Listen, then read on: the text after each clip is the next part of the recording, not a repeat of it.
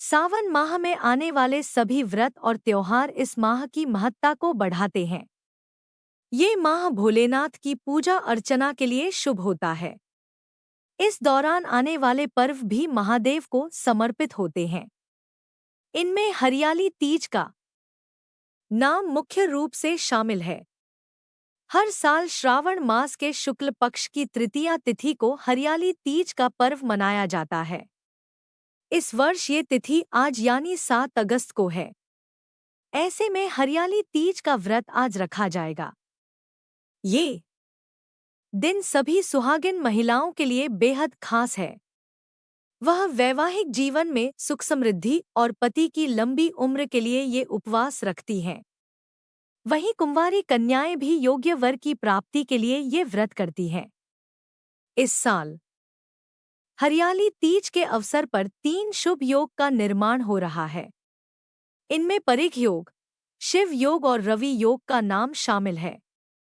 इस योग में बाबा भोलेनाथ और देवी पार्वती की पूजा करने से मनोवांछित फलों की प्राप्ति होती है। साथ ही सौभाग्यवती भव का आशीर्वाद प्राप्त होता है। वहीं पूजा के दौरान व्रत कथा सुनने का भी विधान है। ऐसे में आइए हरियाली तीज व्रत की कथा को जान लेते हैं। हरियाली तीज का व्रत सभी सुहागिनों के लिए शुभ होता है। पति की तरक्की और जीवन में खुशहाली के लिए भी ये उपवास किया जाता है। ऐसे में आइए इस व्रत की कथा के बारे में जान लेते हैं। कथा को लेकर ऐसी पौराणिक मान्यता है कि भगवान शिव माता पार्वती कोडोट पूर्व जन्म की बात सुना रहे थे। कहानी को सुनाते हुए शंकर जी पार्वती माता से कहते हैं कि हे पार्वती, तुमने पति के रूप में मुझे पाने के लिए कई सालों तक तपस्या की है। तुम्हारी कठोर तपस्या के दौरान तुमने अन्न और जल का भी त्याग करा। उसके बाद मैं तुम्हें वर के रूप में प्राप्त हुआ।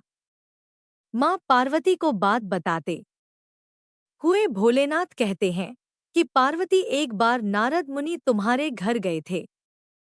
घर जाने के बाद नारद मुनि ने आपके पिता से कहा कि मैं विष्णु जी के भेजने पर यहाँ आया हूँ।